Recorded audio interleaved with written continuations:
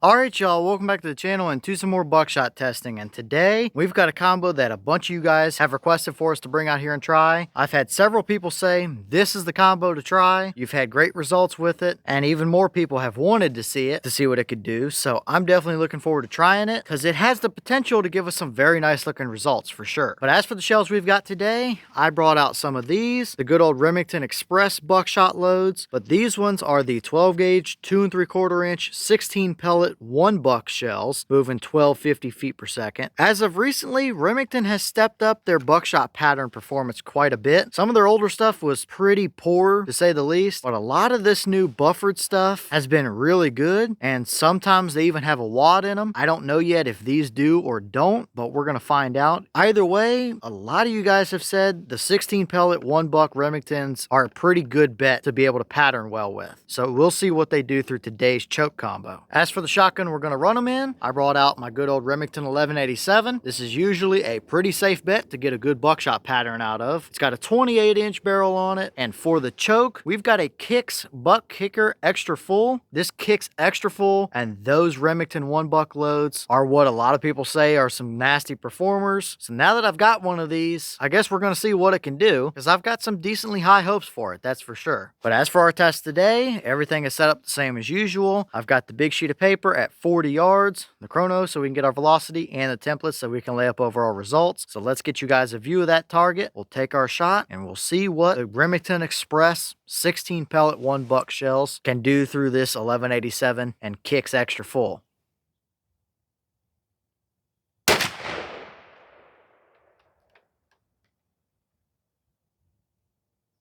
Okay, that shell gave us 1185 through the chrono. Boss claim is 1250, so we had a 28-inch barrel and a little bit of choke out of the end, and we were still shy of their boss claim. I would love for Remington to actually post a little more realistic of a number, but they love to test their stuff through 30-inch barrels at the factory, so that's probably what we're seeing here. Either way, 1185 is plenty good enough for a 1 buck pellet down to 40 yards, so let's check out our pattern and see how it actually performed.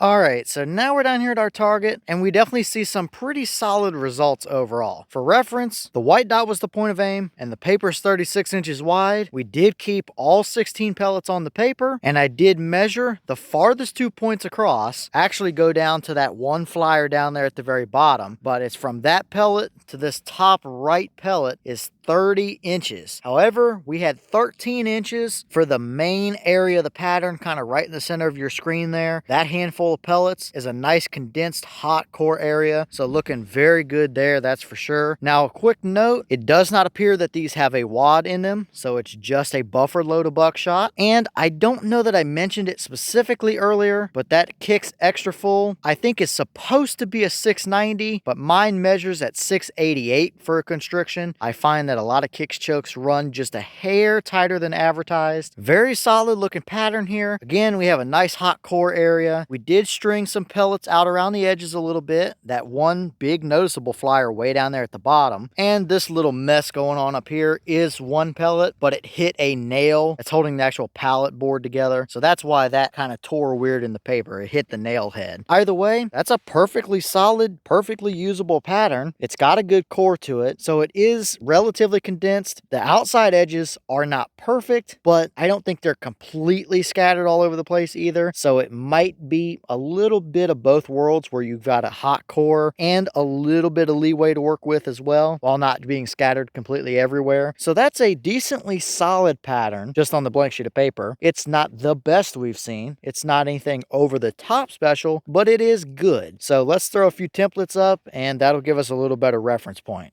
So first up, we have a 10-inch circle. If we put it with the core of our pattern, we had 7 of the 16 pellets within there at 40 yards. So very close to half of the load. That's going to be plenty good enough. You've got a decently even spread of them as well. They're not all condensed down to one side or one edge. So pretty decent there. That's plenty good enough for our core. So now let's throw the deer template up.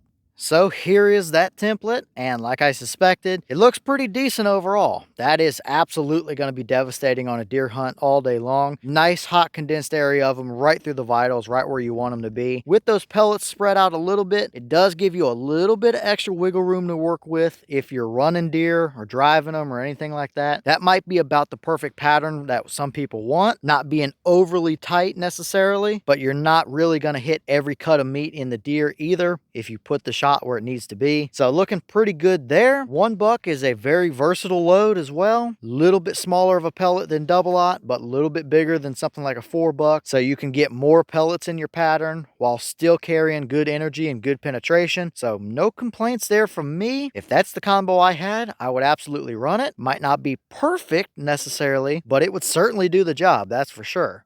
And for those curious, here is the hog template as well. If you are a hog hunter, which I know we've got several of them in here, and I know we've got several that also like to run 1 buck for that application, this pattern would absolutely do the job for you. Now, you will pretty well cover the hog with that kind of a spread out of this combo. But for some people that might be chasing them, trying to get rid of a lot of them at once, running them down on the back of trucks, anything like that, they might prefer a little bit more leeway while having a pretty decent hot core to it. That's about perfect for you, I would say. So overall, not a ton to complain about. We did throw 1 or 2 flyers like that one down there at the bottom, but it's a very usable pattern all day long. Usually, I like my buckshot patterns pretty tight and condensed, and this one does have a good core, but I honestly don't hate the little bit of extra spread we have around the edges. That extra spread is pretty evenly spaced out, so it's not strung all over the place. So I definitely wouldn't hesitate to hunt with that combo if that's what I had. It's not the ultimate best pattern we've ever seen, but you can't really complain too much because that would absolutely be effective, that's for sure.